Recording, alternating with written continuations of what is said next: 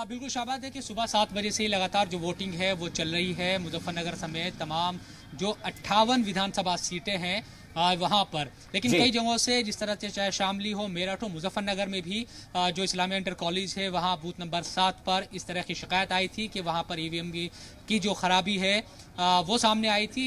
तकरीबन सवा घंटे की देरी के बाद वहाँ पर वोटिंग की जो शुरुआत है वो हो पाई और लोग लंबी जो लाइनें हैं वहां पर लगी रही। हालांकि दूसरी जगहों पर हम देख रहे हैं जो शहरी इलाके हैं, क्योंकि मैं इस वक्त जो मौजूद हूँ ये जो चौधरी छोटू राम इंटर कॉलेज है मुजफ्फरनगर का, यहीं पर कुछ देर के बाद जो किसान नेता है राकेश टिकैत वो वोट डालने आने वाले हैं।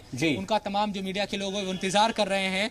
तो इन इलाकों की बात करें तो सुबह से उतना जितना उत्साह एक तरीके से नजर आना चाहिए था वो नजर नहीं आ रहा है। लोग निकल तो रहे हैं। एक मौसम भी, अगर आज वेस्ट यूपी की बात करें तो मौसम काफी ठंडा है और सुबह से कोहरा भी काफी ज्यादा था। धीरे धीरे कोहरा छट रहा है, लेकिन सूरज निकलने के जो बिल्कुल सूरज निकलेगा, कोहरा छटेगा। मैं आपके पास फिर से लौटूंगा। मोहित गोमत हमारे साथ जुड़े हैं बुलंदशहर से। मोहित, बताएं आपकी बुलंदशहर का क्या सूरत हाल है इस वक्त?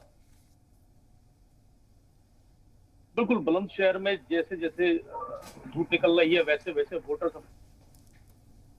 वोट डालने के लिए मतदान केंद्रों पर पहुंच रहे हैं। फिलहाल अभी 9 बजे तक 7.34% मतदान हो चुका है। वोटर धीरे धीरे आ रहे हैं। सुबह हालांकि जब कोहरा था तो वोटर आना थोड़ा मुश्किल नजर आ रहा था। वहीं पिछले दिनों भारी बारिश हुई, बारिश के बाद में जो मतदान केंद्र है वहां पर भी काफी पानी भरा हुआ है, जिसकी वजह से जो वोटर आ रहे हैं उनको थोड़ा सा वोट डालने में परेशानी हो रही है। लेकिन जो प्रशासन है वो लगातार ये सुनिश्चित कर रहा है कि कहीं ना कहीं जो वोटर्स है उनको किसी परेशानी का सामना न करना पड़े। जो वृद्ध वोटर्स है उनके लिए बाकायदा एम्बुलेंस लगाई गई है जो घर से वोटर्स को लाकर मतदान केंद्रों पर ला रहे हैं, उनको वोट डलवा रहे हैं। वहीं व्हील चेयर का भी इंतजाम किया गया है।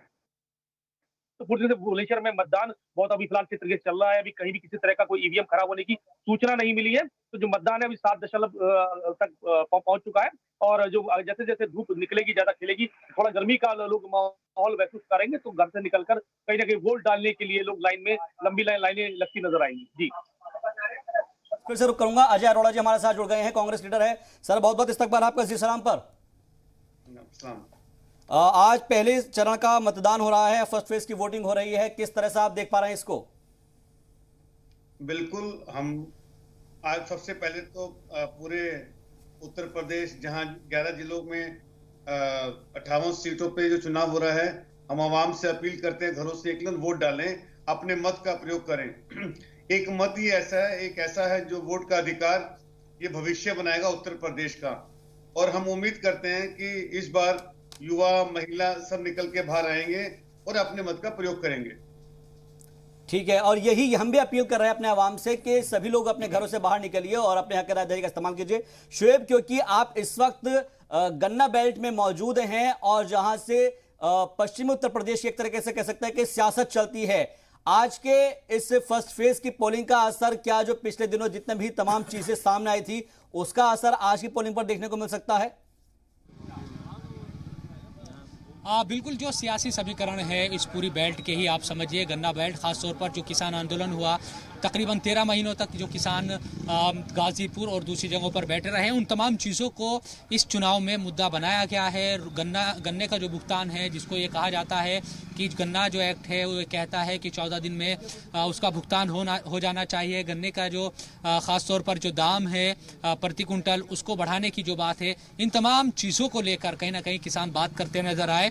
इसके साथ साथ अगर इन तमाम जगहों पर हम देखें, चाहे मुजफ्फरनगर हो या फिर शामली ज़िले की बात करें, इन तमाम जगहों पर, इन विधानसभा सीटों पर समाजवादी पार्टी और आरएलडी ने इस तरह से उम्मीदवार उतारे हैं कि जो समाजवादी पार्टी के भी कैंडिडेट थे उनको भी नल के निशान पर, यानी कि आरएलडी के निशान पर ही उनको मैदान में उतारा गया है। मुजफ्फरनगर में जो ये चीज़ें हैं वो नजर आई, चाहे मीरापुर सीट हो, चंदन चौहान सपा के जो प्रत्याशी है वो इसी तरह से नल के जो चुनाव चिन्ह है उस पर लड़ रहा है, इसी तरह पुरकाजी में भी नजर आया, दूसरी जगहों पर भी।